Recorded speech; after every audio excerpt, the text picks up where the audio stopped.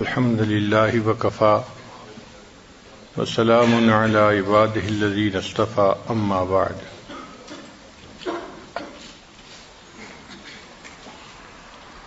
آج کی مجلس کا عنوان ہے مثالی داماد۔ چونکہ دن میں ہم نے مثالی بہو کے متعلق گفتگو کی۔ انسان اگر سنور جائے تو فرشتوں کو پیچھے چھوڑ دیتا ہے، بگڑ جائے تو شیطان کو بھی شرما دیتا ہے۔ بہو نیکی کی طبیعت والی ہو تو بہو ہوتی ہے، اور اگر بگڑ جائے تو بہو ہوتی ہے۔ یہی حال داماد کا ہے۔ اگر نیکی پہ آ جائے تو بیٹوں کی مانند، اور اگر بگڑ جائے تو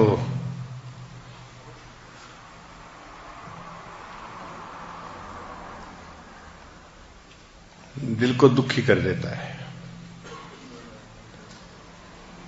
بہترین داماد کی مثالیں اگر دیکھنی ہیں تو نبی علیہ الصلوۃ والسلام کی مبارک زندگی میں دیکھیں۔ نبی علیہ الصلوۃ والسلام کے داماد میں سیدنا عثمان غنی رضی اللہ عنہ کا نمبر آتا ہے۔ اللہ نے ان کو مال بھی دیا تھا، سخاوت بھی دی تھی، اور حیا ایسی دی تھی کہ فرشتے بھی شرماتے تھے۔ اللہ اکبر کبیرہ۔ انسان کے اندر ایسی حیا ہو کہ فرشتے بھی اس سے شرم کریں۔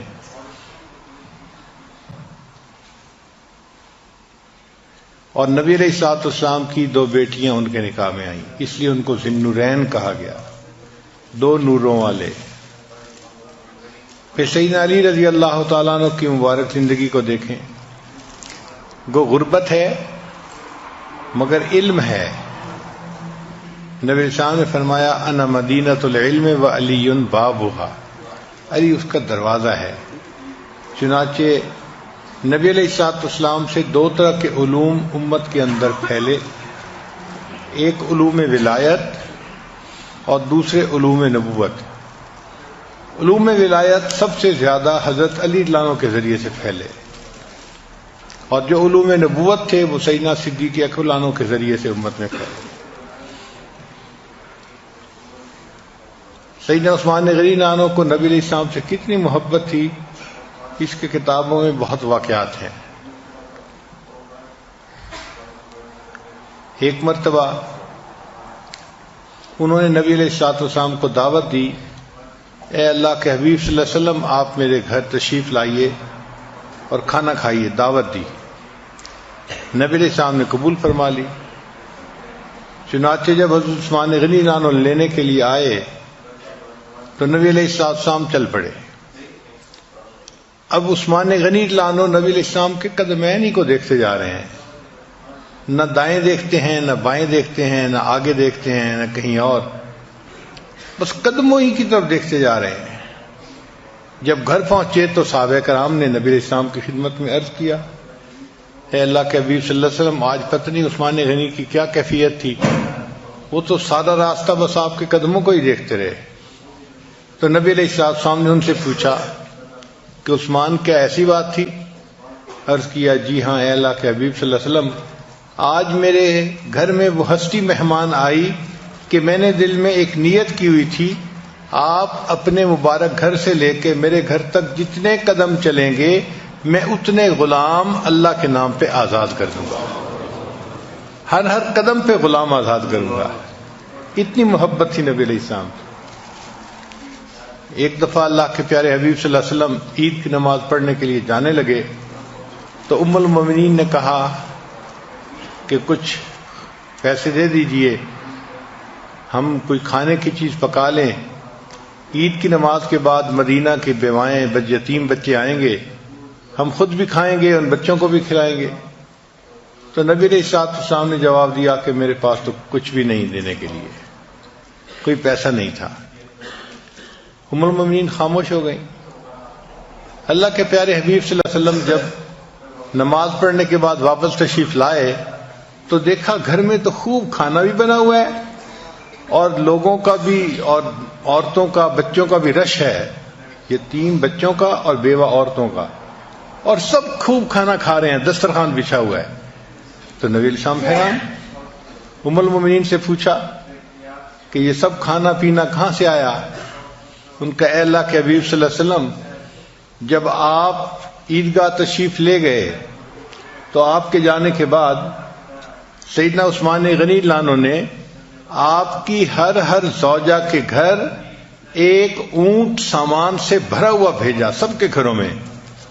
تو میرے گھر میں بھی ایک اونٹ آیا جو سامان سے بھرا ہوا تھا، اب اس سامان سے میں نے کھانا بنایا، ہم نے خود بھی کھایا اور ہم نے مدینے کی بیواؤں کو، یتیم بچوں کو بھی کھلایا، سب کھانا کھا رہے ہیں، دسترخوان لگا ہوا ہے۔ کہ نبی علیہ السلام کا دل بہت خوش ہوا، چنانچہ اللہ کے حبیب صلی اللہ علیہ وسلم نے دعا مانگی، یا رحمان سہل الحساب علی العثمان، اے رحمان عثمان کے حساب کو آسان فرما دے۔ نبی علیہ السلام کی دعا قبول ہوئی، چنانچہ قیامت کے دن سیدنا عثمان غنی اللہ عنہ کا حساب بہت آسانی سے ہو جائے گا۔ تو داماد کو ایک تعلق ہونا چاہیے اپنے سسر کے ساتھ۔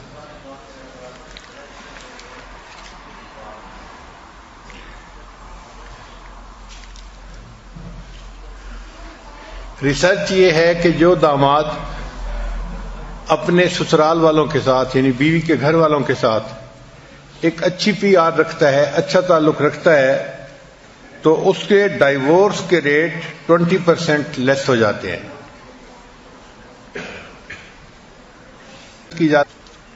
Respect and love your in laws like your own parents, in laws کی اسی طرح عزت کرو اور ان سے محبت کرو جیسے اپنے ماں باپ سے عزت کی جاتی ہے اور ان کی ریسپیکٹ کی جاتی ہے۔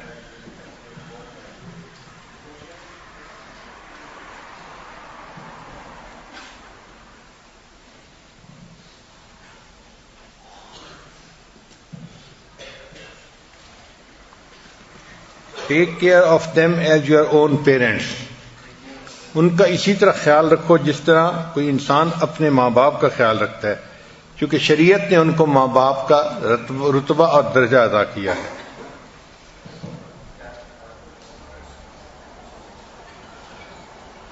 Remember their important occasions and events, in laws والوں کے جو امپورٹنٹ ایونٹس ہوں ان کا خیال رکھنا چاہیے کہ انسان ان کی خوشیوں میں شریک ہو سکے، پارٹیسپیٹ کر سکے۔ پھر اپنی مدر ان لا کو اور فادر ان لا کو وقتاً فوقتاً کال کرتے رہنا چاہیے تاکہ ان کی انسان خیریت معلوم کر سکے اور ان کو مورلی سپورٹ دے سکے۔ Consider and take seriously the advice and suggestions given by your in-laws.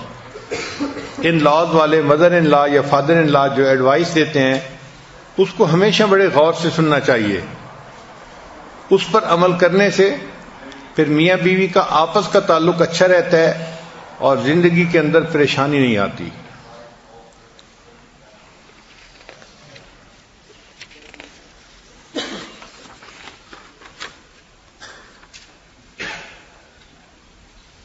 Ask for their opinions and become different matters.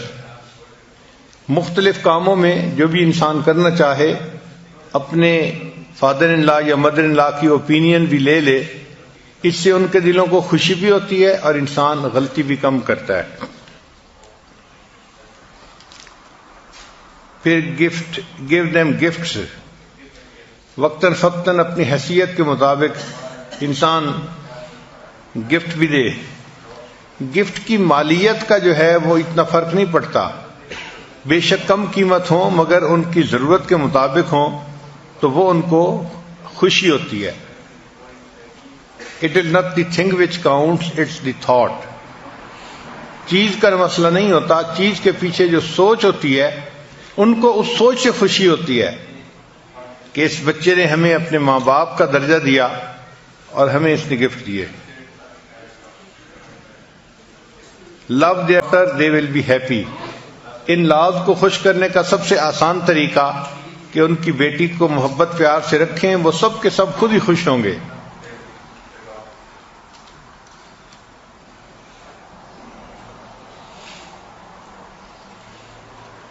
Praise your wife in front of her parents۔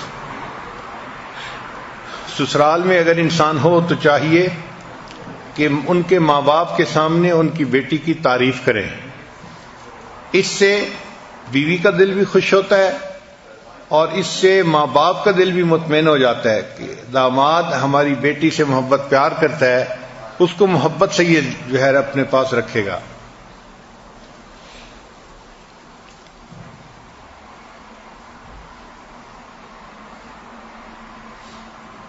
Attend family gatherings and bond with them۔ Build special relationship with your father-in-law۔ مرد مردوں کی طبیعتوں کو جلدی سمجھتے ہیں، اس لیے father in لا کو اپنی بات بتانا یا سمجھانا یہ نسبتاً آسان ہوتا ہے، تو اس کے ساتھ انسان اپنا ریلیشن شپ زیادہ مضبوط رکھے۔ اس کی وجہ سے پھر بیٹی بھی خوش رہتی ہے کہ میرے ابو کے ساتھ میرے میاں کے اچھے تعلقات ہیں۔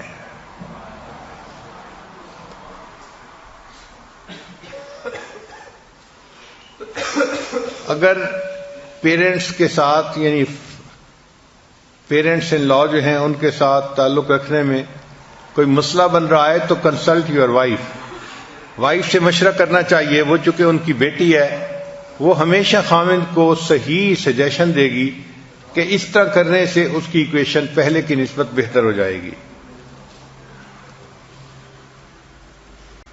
پھر never stop your wife from visiting her parents. اگر بیوی کا دل چاہے کہ وہ اپنے ماں باپ کو جائے ملے تو خاوند کو چاہیے کہ حد الوسع جتنا بھی پاسبل ہو سکتا ہے اس کو جانے میں رکاوٹ نہ کرے۔ ہمیں ایک مرتبہ ایک مسئلہ سامنے آیا، ہمارے قریبی تعلق والے حافظ صاحب ہیں، ان کی بیوی عالمہ ہیں، تو اس نے کہا کہ جی مجھے شادی کے بعد اپنے ماں باپ کو دیکھے ہوئے 9 سال گزر گئے ہیں، میرا دل چاہتا ہے میں سال میں کم از کم ایک دفعہ جا کے تو ماں باپ کو دیکھوں، مگر ہسبینڈ کہتے ہیں کہ میں افورڈ نہیں کر سکتا، ٹکٹ کے پیسے نہیں ہیں۔ میں نے کہا خود جاتے ہیں؟ کہنے لگے جی سال میں 2 دفعہ 3 دفعہ 4 دفعہ تک خود چکر لگا لیتے ہیں۔ تو میں نے کہا یہ تو ناانصافی ہے کہ اپنے ماں باپ کو ملنے کے لیے تو 2 3 4 دفعہ بھی چکر لگ رہا ہے، اور بیوی کو کہا جائے کہ جی میں افورڈ نہیں کر سکتا، اس کو باندھ کے بٹھایا ہوا ہے اس لیے کہ وہ نیک دیندار ہے، جھگڑا نہیں کرتی، گھر میں تماشے نہیں کرتی، اس لیے احساس ہی نہیں۔ پھر میں نے انہیں سمجھایا کہ دیکھیں آپ نے اپنی بیوی کو کیوں قید کیا ہوا ہے، انسان ہے، اس کا دل ہے، انسان اداس ہوتا ہے اپنی ماں کے لیے، اپنے باپ کے لیے، اور یہ ایسے کلوز رشتے ہیں کہ جس سے انسان جو ہے وہ پیچھے بھی نہیں ہٹ سکتا کہ جی ماں باپ کو بھول ہی جاؤ، ایسا کر نہیں سکتا انسان۔ تو آپ مہربانی فرمائیں اور خود بے شک ایک چکر سال کا لگائیں، اور ایک چکر ان کو بھی لگوانے دیں، 9 سال گزر چکے ہیں۔ پھر خیر انہوں نے مہربانی کی اور انہوں نے اپنے بیوی بچوں کو بھیجا اور وہ گئے اور اپنے ماں باپ سے ان کی ملاقات ہو گئی۔ تو یہ چیز ناانصافی ہوتی ہے کہ بیوی کہے کہ مجھے اپنے ماں باپ سے ملنا ہے اور خاوند اس میں رکاوٹ ڈال دے۔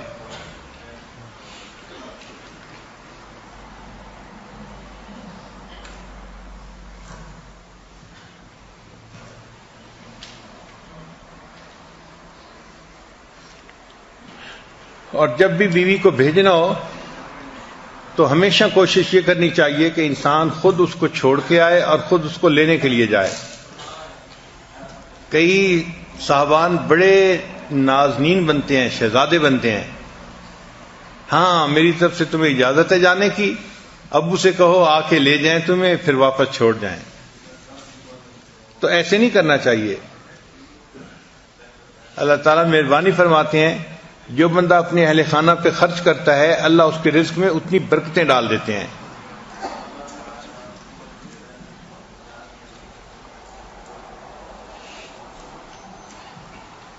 Don't be impatient with in-laws. پھر ایک پوائنٹ ہے کہ welcome them to your home. اگر ماں باپ اپنی بیٹی کو ملنے کے لیے آنا چاہیں تو ہمیشہ ان کو ویلکم کریں, کبھی انکار نہ کریں.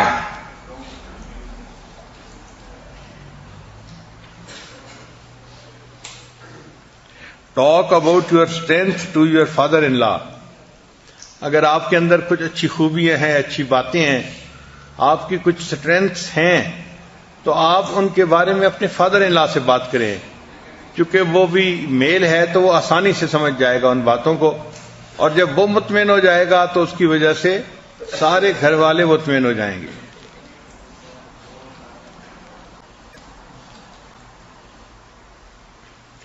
Project ambition in front of father in law. Father in law کے سامنے اپنی زندگی کے آبجیکٹو جو ہیں ان کو ضرور بیان کریں. میں یہ کرنا چاہتا ہوں, میں یہ کرنا چاہتا ہوں.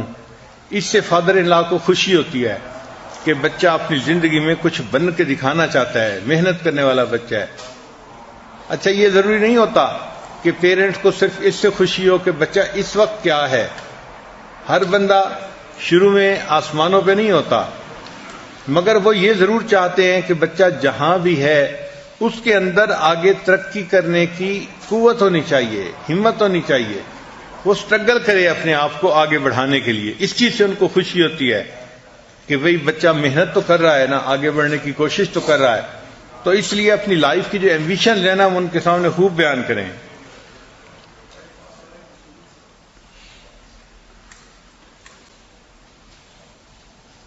Answer them nicely, act maturely. جب بات کریں تو نائس آنسر دیں ان کو.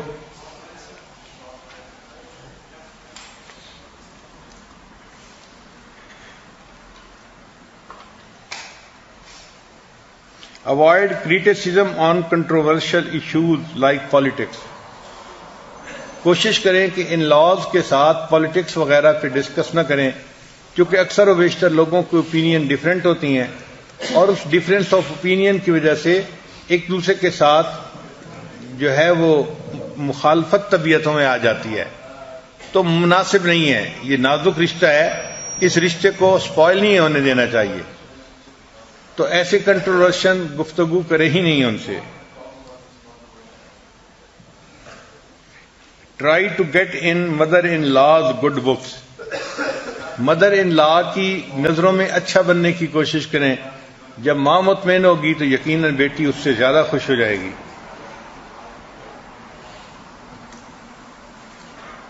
Let go of small grudges about in laws. In laws کے بارے میں چھوٹی چھوٹی اگر کوئی باتیں ہوں تو ان کو دلوں سے نکال دینا چاہیے. انسان اگر کریٹیکلی دیکھنا شروع کر دے تو کیا کیا وہ دوسرے کے اندر برائیاں نکال لیتا ہے, لیکن اگر اس کو اگنور کرنا چاہے تو اگنور بھی کر دیتا ہے. تو چھوٹی چھوٹی باتوں کو اگنور کر کے اپنے ریلیشن شپ کو بہت مضبوط رکھنا چاہیے.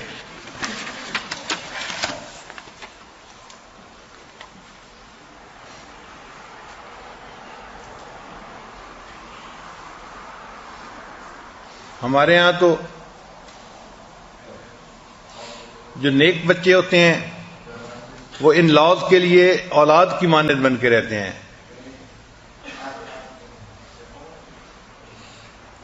اور جو نیک نہیں ہوتے وہ بچیوں کو, وہ بیویوں کو تنگ کرتے ہیں اور ان لاز کے لیے پریشانی کا سبب بنتے ہیں.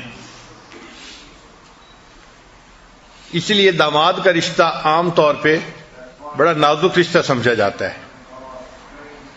ہمارے ملک میں جو کلرک بادشاہ کام نہیں نہ کرتے تو بات کرتے ہوئے کہتے ہیں یہ تو جی گورنمنٹ کے داماد ہیں نا, ان کو کیا کہنا کام کے لیے.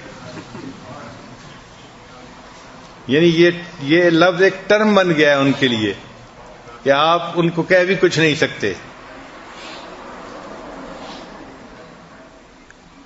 کتابوں میں ایک جوک لکھا ہے کہ ایک مدر ان لا کے 3 داماد تھے. تو مدر ان لا کو تیرنا نہیں آتا تھا. ایک دن سوچا کہ میں ذرا چیک تو کروں کہ تینوں دامادوں میں سے کس کو مجھ سے سب سے زیادہ محبت ہے. چنانچہ اس نے پہلے داماد کو انوائٹ کیا اور کھانا کھلایا، اور پھر گھر کے سوئمنگ پول کے قریب آئی، اور سوئمنگ پول کے قریب آ کے پھر اس نے جیسے پاؤں پھسلتا ہے تو اس نے سوئمنگ پول کے اندر گویا گر گئی۔ اب اس کا داماد قریب تھا، اس نے دیکھا کہ میری mother in law swimming pool کے اندر گر گئی ہے، اس نے بھی فوراً چھلانگ لگا دی اور مدر ان لا کو فوراً باہر نکال دیا۔ تو اس بات پہ مدر ان لا بہت خوش ہوئی اور اس نے ایک ٹویوٹا نئی گاڑی اس کو لے کے ہدیہ اور تحفے کے طور پر دی کہ میرے داماد نے میری جان بچائی، اب میں اس کو اپنی طرف سے ہدیہ دیتی ہوں۔ پھر اس نے دوسرے داماد کو انوائٹ کیا، کھانا کھلایا، پھر اسی طرح بات کرتے کرتے سوئمنگ پول کے قریب پہنچے اور ساس صاحبہ جو تھی وہ پھر پانی میں گر گئیں۔ اب یہ جو داماد تھا اس نے تھوڑا ڈیسیژن لینے میں دیر کر دی۔ انسان سوچتا ہے نا کہ مجھے کیا کرنا چاہیے، یہ باہر کھڑا ہی اس کو کہتا رہا نکل آئیں، ادھر آئیں، فلاں آئیں، مگر خود اس نے چھلانگ نہیں لگائی۔ چنانچہ اس دوران چند ڈبکیاں اچھی اس کو آ گئیں۔ پھر داماد نے چھلانگ لگائی اور اپنی مدر ان لا کو نکال لیا۔ وہ بچ تو گئی مگر اس کو ڈبکیاں بہرحال اچھی آ گئی تھیں۔ تو مدر ان لا نے سوچا کہ میرے اس داماد کو مجھ سے نسبتاً کم محبت ہے، چنانچہ اس کو اس نے گفٹ تو دیا لیکن سائیکل موٹر لے کے دیا۔ پھر کچھ عرصے بعد اس نے تیسرے داماد کی دعوت کی، کھانا کھلایا، پھر کھانا کھانے کے بعد بات چیت کرتے ہوئے اسی طرح سوئمنگ پول گھر میں تھا اس کے قریب آئے، اور ساس صاحبہ جو تھی وہ پاؤں پھسلا یا وہ چاہتی تھی کہ پاؤں پھسلے اور میں گروں، تو بہرحال وہ پانی کے اندر گر گئی۔ اب یہ جو تیسرا داماد تھا یہ سوچنے لگا کہ پہلے نے جان بچائی تھی تو اس کو ٹویوٹا کار ملی، اور دوسرے نے جان بچائی تو اس کو موٹر سائیکل ملا، اب میں اگر جان بچاؤں گا تو مجھے تو سائیکل ملے گا، اور میرے پاس تو سائیکل پہلے سے ہے، لہذا کوئی ضرورت نہیں جان بچانے کی۔ چنانچہ اس نے کوئی نہیں چھلانگ لگائی۔ نتیجہ کیا نکلا کہ وہ ساس صاحبہ جو تھی ڈوب گئیں، تیرنا تو جانتی نہیں تھی۔ اب جب ڈوب گئیں تو بہرحال ایک غم کی حالت تھی، کیفیت تھی پوری فیملی کے اندر۔ لیکن یہ داماد جب اگلے دن اٹھا تو اس کے دروازے کے اوپر ایک نئی فراری گاڑی کھڑی ہوئی تھی۔ یہ اس کو دیکھ کے حیران ہوا کہ یہ فراری گاڑی کیا، تو اس پر ایک نوٹ لکھا ہوا تھا کہ یہ تمہارے فادر ان لا کی طرف سے تمہیں ہدیہ ہے۔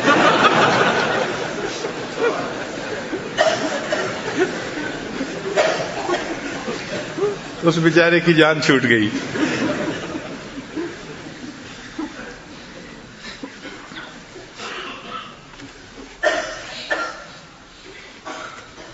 ایک ریسرچ پیپر میں یونیورسٹی کے بہت جو بڑے ڈاکٹر تھے، جو اسپیشلسٹ تھے اور انسانی ریلیشن شپ کے اوپر ان کو بڑی مہارت تھی، انہوں نے کئی 100 کامیاب عورتوں سے انٹرویو کیا کہ وہ اپنے خاوند سے کیا چاہتی ہیں، یعنی وہ عورتیں جو بہت تعلیم یافتہ تھیں اور ویل سیٹلڈ تھیں اور اپنی میرڈ لائف میں بڑی سکسیسفل تھیں، ان سے انٹرویو کیا کہ ہمیں یہ بتاؤ کہ عورت کی تمنا خاوند کے معاملے میں کیا ہوتی ہے۔ تو انہوں نے کچھ پوائنٹس بنائے، ان پوائنٹ سے پتہ چلتا ہے کہ عورت کی کبھی بھی یہ خواہش نہیں ہوتی کہ میرا خاوند دنیا کا امیر ترین انسان ہونا چاہیے۔ ہاں یہ ضرور ہوتی ہے کہ میرا خاوند جو بھی ہے اس کے اندر آگے بڑھنے کا شوق ہونا چاہیے، سٹرگل اس کے اندر ہونی چاہیے، وہ اس کے لیے محنت کرے، کوشش کرے، تو عورتوں کو یہ چیز ایکسیپٹیبل ہوتی ہے۔ پہلی بات جو ان عورتوں نے بتائی وہ یہ کہ ہم چاہتی ہیں کہ خاوند ہمارے ساتھ اچھی کنورسیشن کرے اور ہمیں مینٹل یا ایموشنل سپورٹ دے، یعنی بات چیت کرنا، عورت کو ایموشنل مینٹل سپورٹ دینا، یہ عورت کے لیے یوں سمجھیں کہ کھانے پینے سے بھی زیادہ ضروری چیز ہوتی ہے. اور اللہ کی شان کہ آج کل کے خاوندوں کے پاس فرصت ہی نہیں ہوتی، وہ بیوی سے بات ہی نہیں کرتے. آدھا فکرہ بیوی بولے گی تو اس پر ناراض ہو کے چیخنا شروع کر دیں گے. یہ بہت بڑی غلطی ہے جو ایک خاوند کرتا ہے کہ بیوی سے بات چیت نہ کرنا. دیکھیں، سائنس بتاتی ہے کہ انسان کے برین میں جو بات چیت کرنے والا حصہ ہے اس سے انسان کے جسم میں جتنی وائرنگ ہے مرد کی، اس سے ڈبل وائرنگ عورت کی ہوتی ہے. یعنی مرد کے برین سے جسم کے اعضاء کی طرف وائرنگ آدھی ہوتی ہے، اور عورت کی نیچرلی اس کے برین سے اس کے جسم کے اعضاء کی طرف جو وائرنگ ہے وہ ڈبل ہوتی ہے. اس کا مطلب یہ کہ بات چیت جو ہے یہ عورت کی ضرورت ہوتی ہے. اللہ نے اس کی کنفیگریشن ایسی بنائی ہے کہ وہ بات چیت کیے بغیر رہ ہی نہیں سکتی. اور اس میں حکمت تھی. حکمت کیا تھی کہ خاوند تو گھر سے چلا گیا اپنے دفتر، اپنے فیکٹری میں، اب وہ تو آتا ہے شام کو، رات کو. تو اللہ نے عورت کو ایسا بنایا ہے کہ دن کی جتنی کارگزاری ہے اب وہ سنائے بغیر رہ نہیں سکتی. اس کا دل چاہتا ہے میرا ہسبینڈ آئے، میرے پاس چند منٹ بیٹھے، مجھ سے پوچھے دن کیسا گزرا، تو میں اس کو ساری کارگزاری سناؤں. اب جب خاوند آ کے اس سے بات ہی نہیں کرتا تو عورت کی وہ جو ایک نیڈ ہوتی ہے وہ پوری نہیں ہوتی. عورت کی بات ہمیشہ سننی چاہیے.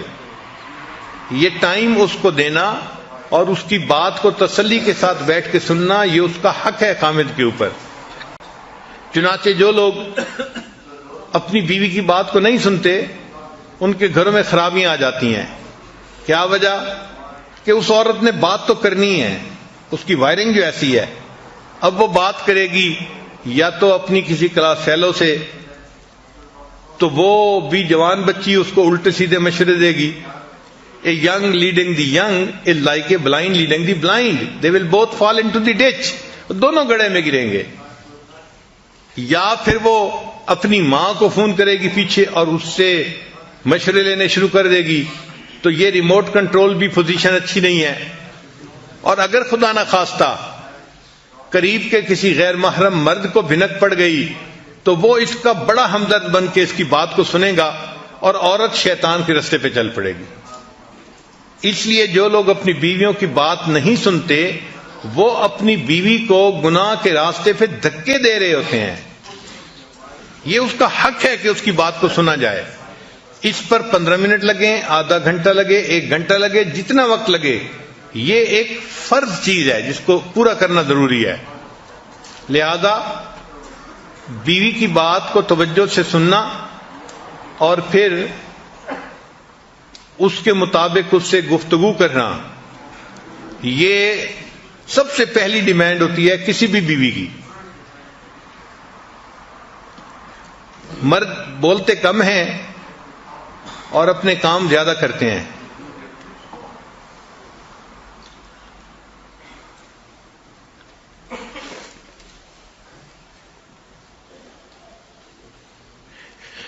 پھر ان عورتوں نے کہا کہ ہم ایسے خاوند کو پسند کرتی ہیں کہ someone who is striving for excellence in spirituality، کہ جو روحانیت میں آگے بڑھنے کے لیے کوششیں کر رہا ہو، ایسا خاوند ہمیں اچھا لگتا ہے.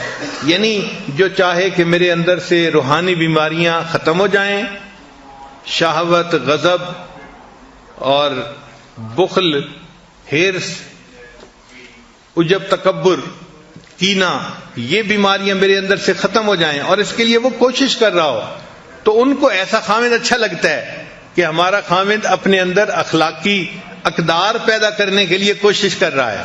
اس بات پہ وہ بہت خوش ہوتی ہیں.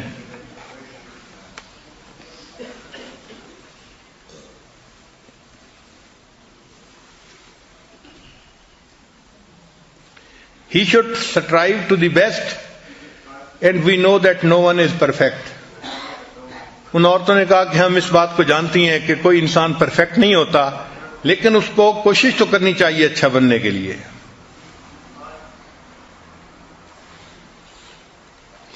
پھر ایک ان کی ریسرچ یہ تھی کہ someone who is sensitive to know what is happening with me. کہ خامد ہمیں ایسا اچھا لگتا ہے کہ جس کو یہ فکر ہو کہ ہمارے ساتھ کیا گزر رہی ہے وہ معلوم کرے، پوچھے ہم سے، ہمیں موقع دے بات کرنے کا، بتانے کا۔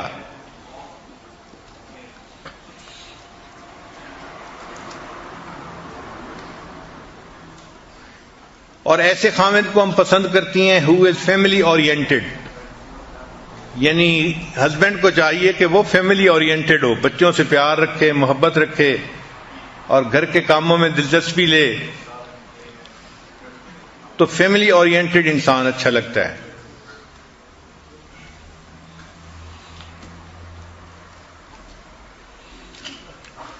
اور ایک پوائنٹ آخری انہوں نے بتایا کہ ہم چاہتی ہیں کہ ہمارا ہسبینڈ ایسا ہو کہ جس کی اچھائیوں کی وجہ سے اس کے سامنے سبمٹ کرنے کو ہمارا دل چاہے، یعنی ہمارا دل چاہے کہ ہم اس کے سامنے جھک جائیں اور اس کی ہر بات کو تسلیم کر لیں۔ تو یہ بات ٹھیک ہے کہ انسان کو گھر کے اندر اتنے عمدہ اخلاق کی زندگی گزارنی چاہیے کہ بیوی اس کے اخلاق کی وجہ سے اس پہ قربان ہو جائے۔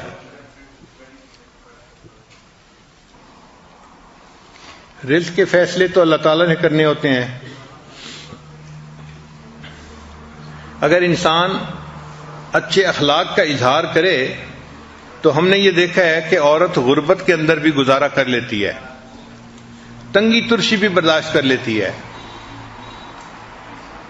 مگر اس کو محبت ملے، پیار ملے۔ ہم بہت چھوٹی عمر میں تھے، پرائمری اسکول میں پڑھتے تھے، دوسری تیسری کلاس میں، تو اس زمانے میں ہمارے ہاں کچھ آدمی آتے تھے مداری دکھانے والے، بندر کے کرتب، ریچھ کے کرتب، تو ہماری یہی ایک جو ہے وہ سمجھ لیں کہ آؤٹنگ ہوتی تھی۔ اس زمانے میں نہ سیل فون ہوتے تھے، نہ کوئی ٹی وی کی سکرین ہوتی تھی، بہت نیکی کا سادہ زمانہ تھا۔ تو جب کبھی وہ ڈگڈگی بجاتا نا مداری، تو سارے بچے محلے کے اکٹھے ہو جاتے تھے اور اس کا تماشا دیکھتے تھے۔ تو بندر کا تماشا وہ دکھاتے تھے کبھی کبھی۔ اس بندر کے تماشے میں جو سب سے ایک اہم ایونٹ ہوتا تھا وہ یہ کہ مالک بندر کو کہتا تھا، اچھا تو اپنے سسرال جائے گا تو کیسے جائے گا؟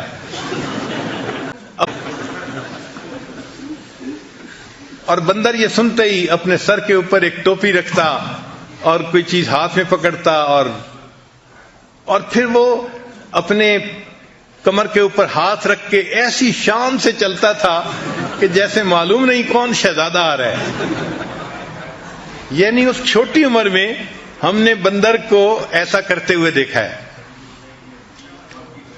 تو عزت تو کرتے ہیں سسرال والے جتنا کر سکتے ہیں، مگر ایکسپیکٹیشن بھی داماد کو ریئل ہونی چاہیے، جو ریئلسٹک ہوں، اور وہ اپنے آپ کو گھر کا فرد ہی سمجھے اور محبت پیار سے زندگی گزارے۔ دنیا کی زندگی تو گزر جائے گی، لیکن اگر محبت پیار سے رہے تو اللہ کے ہاں کامیابی ہوگی۔ اللہ تعالی ہمارے گھروں کی پریشانیوں کو دور کرے اور بچوں کو اللہ تعالی خوشیوں بھری زندگی نصیب فرمائے۔ وآخر دعوانا ان الحمد للہ رب العالمین۔ تھوڑی دیر کے لیے مراقبہ کر لیجئے، آنکھوں کو بند کر لیجئے، سر کو جھکا لیجئے، دنیا اور جو کچھ دنیا میں ہے اس سے ہٹ کٹ کے اللہ کی یاد میں ڈوب جائیے۔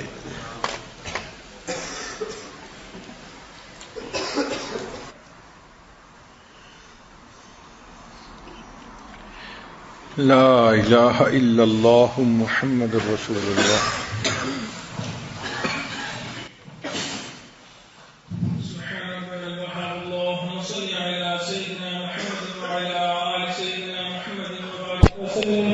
اللهم انت السلام ومنك السلام تبارك ذا الجلال والاكرام پروردگار عالم ہمارے صغیرہ کبیرہ گناہ معاف فرما۔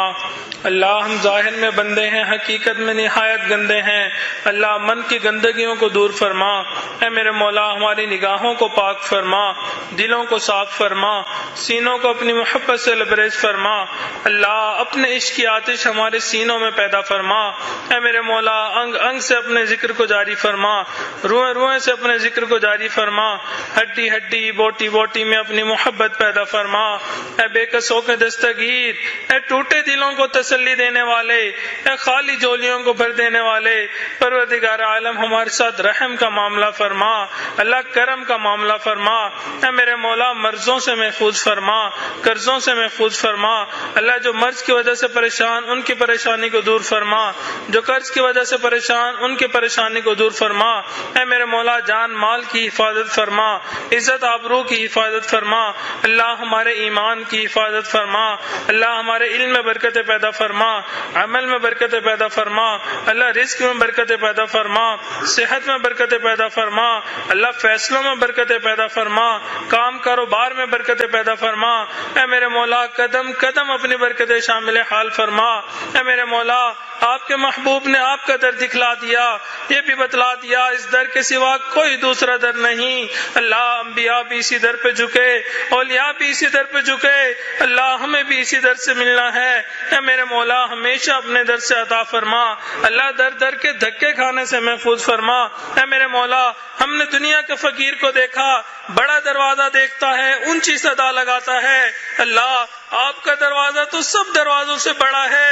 اے میرے مولا یہ فقیر آپ کے دروازے پہ حاضر ہیں، اے میرے مولا آپ سے آپ کی رضا چاہتے ہیں، اللہ آپ کی اتباع چاہتے ہیں۔ اے میرے مولا اپنی اطاعت عطا فرما، اللہ آپ کے حکموں پہ عمل کرنے کی توفیق عطا فرما۔ اے میرے مولا جیسا آپ چاہتے ہیں ہمیں ویسا بننے کی توفیق عطا فرما۔ اے میرے مولا رمضان المبارک جب قریب تھا اس وقت سوچتے تھے رمضان کا بابرکت مہینہ آئے گا، یہ عبادت کریں گے، یہ عبادت کریں گے۔ اے میرے مولا اب تو رمضان کا اکثر حصہ گزر گیا، اللہ مگر جیسے عمل کرنے چاہیے تھے ہم تو وہ عمل نہ کر سکے، اللہ جو نیکیاں کرنی چاہیے تھی اللہ ہم وہ نیکیاں نہ کر سکے، اللہ ہم تو ٹوٹے پھوٹے عمل بھی مکمل نہ کر سکے۔ اے میرے مولا اب تو آخری دن رہ گئے، اے میرے مولا اگر آپ نے قبول نہ فرمایا اللہ اس بد دعا سے ڈر لگتا ہے جو جبرائیل امین نے فرمائی، برباد ہو جائے وہ شخص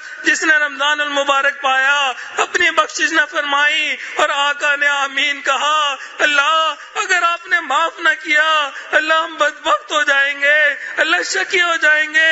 اے میرے مولا برباد ہونے سے بچا لیجئے، اللہ بدبخت ہونے سے بچا لیجئے، اللہ نامراد ہونے سے بچا لیجئے۔ اے میرے مولا اپنی رحمت میں سے حصہ عطا فرما۔ پروردگار عالم حاضرین مجلس کی جو نیک مرادیں ہیں، جو تمنائیں ہیں ان کو پورا فرما۔ اے میرے مولا ہمیں مانگنا نہیں آتا، اللہ بن مانگے عطا فرما۔ پروردگار عالم آپ بہت رحیم ہیں، قرآن کریم میں جگہ جگہ آپ نے اپنی رحمتوں کے تذکرے کیے ہیں، اے میرے مولا اپنی رحمتوں سے حصہ عطا فرما۔ پروردگار عالم حضرت یوسف علیہ السلام کریم تھے، ان نے اپنے بھائیوں کو کہہ دیا تھا لا تثریب علیکم اليوم۔ پروردگار عالم نبی علیہ السلام کریم تھے، انہوں نے فتح مکہ کے دن قریش مکہ سے کہہ دیا تھا لا تثریب علیکم اليوم۔ اے میرے مولا آپ سب کریموں سے بڑے کریم ہیں، اللہ آج آپ بھی کہا دیجئے لا تثریب علیکم اليوم۔ اے پروردگار عالم ہماری بگڑی بن جائے گی، اللہ ہمارے بخشش ہو جائے گی، اللہ تمام گناہ معاف ہو جائیں گے۔ اے میرے مولا معاف کر دیجئے، اللہ رحمت کی ایک نظر ڈال دیجئے، اللہ تیری ایک نگاہ کی بات ہے، میری بندگی کا سوال ہے۔ اے میرے مولا جب آپ بخشنے پہ آتے ہیں فضیل بن عیاض کو ڈاکیوں کی سرداری سے نکال کے اللہ ولیوں کا سردار بنا دیتے ہیں، اللہ جب آپ کی رحمت کی نظر ہوتی ہے اللہ بشر آفی کو دنیا کے شراب خانے سے نکال کے اپنی محبت کی شراب پلا دیتے ہیں۔ اے میرے مولا آپ کی رحمت کی نظر ہوتی ہے وہ عمر جو تلوار لے کے نکلے تھے، اللہ وہ تو اسلام کو بھی نہیں چاہتے تھے، اللہ ان کی نیت تو ایمان لانے کی نہیں تھی، اے میرے مولا آپ کی رحمت کی نظر ہو گئی، آپ نے عمر بن خطاب بنا دیا۔ اللہ یہ مجمع تو آپ کی رحمت کی طلب کا منتظر ہے، اللہ یہ مجمع آپ کی رحمت چاہتا ہے، اے میرے مولا رحمت کی نظر عطا فرما دیجئے، اللہ ایک نظر عطا فرما دیجئے، اے میرے مولا ایک نظر عطا فرما دیجئے۔ پروردگار عالم یوسف علیہ السلام کے بھائیوں کے پاس پیسے پورے نہیں تھے، غلہ پورا مانگتے تھے، اللہ انہوں نے عطا کر دیا تھا۔ اے میرے مولا ہمارے پاس بھی عمل پورے نہیں مگر اجر پورا مانگتے ہیں، اے میرے مولا عطا فرما دیجئے۔ پروردگار عالم رمضان المبارک میں جو عبادت کی، جو اعمال کیے ان کو قبول فرما، اللہ تلاوت کو قبول فرما، روزے کو قبول فرما۔ پروردگار عالم اللہ ہماری رات کے آخری پہر کی مناجات کو قبول فرما، اے میرے مولا تراویح کو قبول فرما، اللہ جو کیا اس کو قبول فرما، اللہ جو نہیں کر سکے اس کو کرنے کی توفیق عطا فرما۔ پروردگار عالم جو مانگا وہ بھی عطا فرما، جو مانگنا چاہیے تھا نہیں مانگ سکے وہ بھی عطا فرما، اللہ گھروں میں الفت و محبت کے ساتھ رہنے کی توفیق عطا فرما، اللہ ایک دوسرے کے حقوق پورا کرنے کی توفیق عطا فرما، اللہ حضرت جو تعلیمات دے رہے ہیں ان کے اوپر سچے دل سے عمل کرنے کی توفیق عطا فرما، اللہ گھروں کو جنت کا گوارا بنا، نہیں اللہ جنت کا گہوارہ بنا، اللہ شریعت و سنت کے مطابق زندگی گزارنے کی توفیق عطا فرما۔ پروردگار عالم مکروہات شرعیہ کو مکروہات طبیعہ بنا، اے اللہ جو مانگا وہ بھی عطا فرما، جو مانگنا چاہیے تھا نہیں مانگ سکے وہ بھی عطا فرما۔ صلی اللہ تعالی علی حبیبہ سیدنا محمد وآلہ واصحابہ اجمعین برحمتک یا ارحم الراحمین۔